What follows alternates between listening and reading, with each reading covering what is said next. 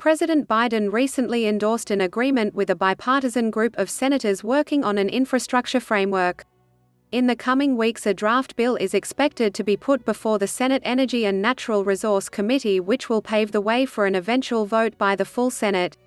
Western water infrastructure would be a significant part of any bipartisan infrastructure package that might eventually pass. Current drought conditions across the West continue to underscore the need for federal aid in Western water infrastructure improvements. It is vital that water infrastructure provisions be included at significant funding levels in the infrastructure package. On June 8, a national coalition of over 220 Western farmers, ranchers, water providers, businesses and communities, including Butte Irrigation District and Carlsbad Irrigation District, sent a letter to the Committee on Energy and Natural Resources leadership. The letter urged Congress to utilize ongoing infrastructure efforts to address critical Western water supply infrastructure. The Western Water Coalition collectively represent thousands of Western farmers, ranchers, water providers, businesses and communities who help provide $120 billion of agricultural production and many of the local and regional public water agencies that supply water to over 75 million Western urban, suburban and rural residents.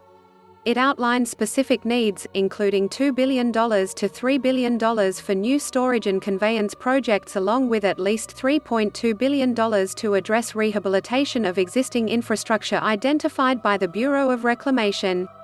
Much of the western United States continues to experience historically severe drought.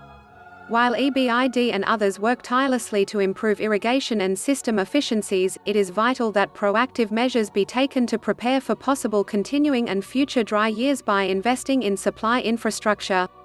According to the letter, failing to include significant investments in water storage and conveyance projects in any major infrastructure package would be a glaring omission, as the impacts of water insecurity are being felt so directly this year.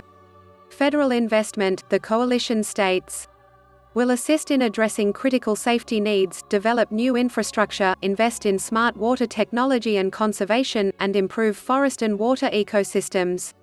Additionally, it will spur economic recovery and prepare us to meet the water needs of the next generation in the face of a changing climate. Without federal financing, New Mexico will experience significant hardship caused by failed or inadequate infrastructure that is incapable of handling the demands of a more arid climate.